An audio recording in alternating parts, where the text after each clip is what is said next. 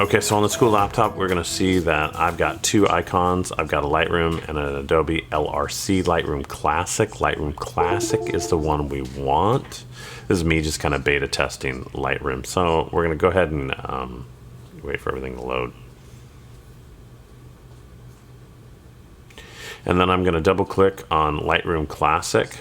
It's gonna take a while to load the first time. So at this point, you may as well go get some cookies or something. You can also get to it by typing in Adobe, and you'll notice that Lightroom Classic pops up as one of the choices. So you can open it from there. I prefer the icon up on top. And then we wait for it to load.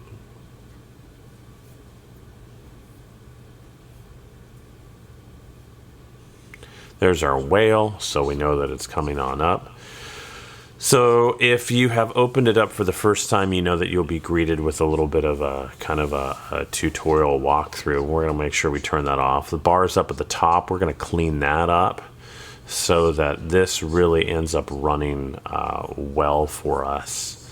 And it is a nice, smooth machine as best as possible, because we know that we have smaller laptops where they work, but it's totally possible to make Lightroom be very nice on this machine. Okay, so finally we're getting everything to kind of load on up.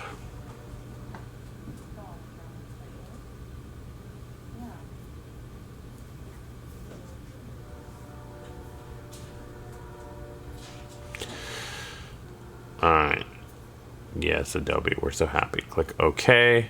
Then it's going to say, hey, do you want to know all this stuff about Adobe Classic? No, we don't. So we're going to say, okay, got it. And then it's going to say, hey, do you want a brand new update? I'm going to say for this, okay, just let it be. And here's our tool. Okay, tour, so glad you were here. We're going to turn off these tips because I'm going to walk you through everything you need. And then I'm going to click the X just to get rid of it. Okay. That should never pop up again. Now we're ready to make some adjustments. I'm going to come over for the top bar up here, and we're going to clean this on up. And I'm going to be able to just kind of right click in this area. And the importance is right click. And then you're going to notice blue check marks next to it.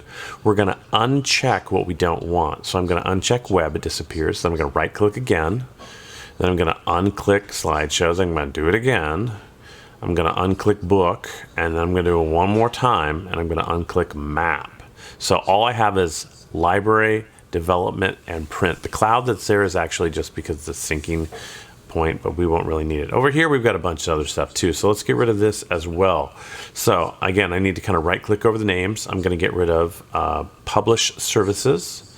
I'm going to right click again. I'm going to get rid of collections. So folders is going to be there. That's probably going to be our main thing that we'll need to get rid of. The navigation window up at the top is still good. And I'm going to keep catalog just because that will show us how many pictures we have in total. So let's go over to the other window here on the side.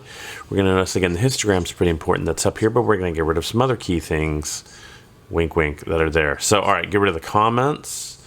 Again, I have to be over right click, get rid of keywording, get rid of a keyword list.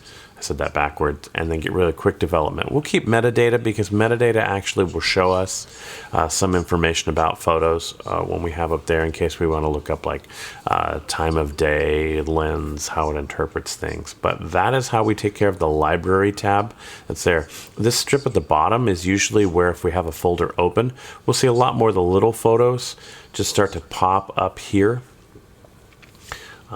And to be able to navigate the main window here is where we'll see the large photos just be able to pop up here. All right, so I want to add a couple of controls here. If we click on the little drop down arrow, we're going to see that options start to pop up and turn on. I want to turn on rotate because I want to be able to make my picture go, you know, side to side where it's there.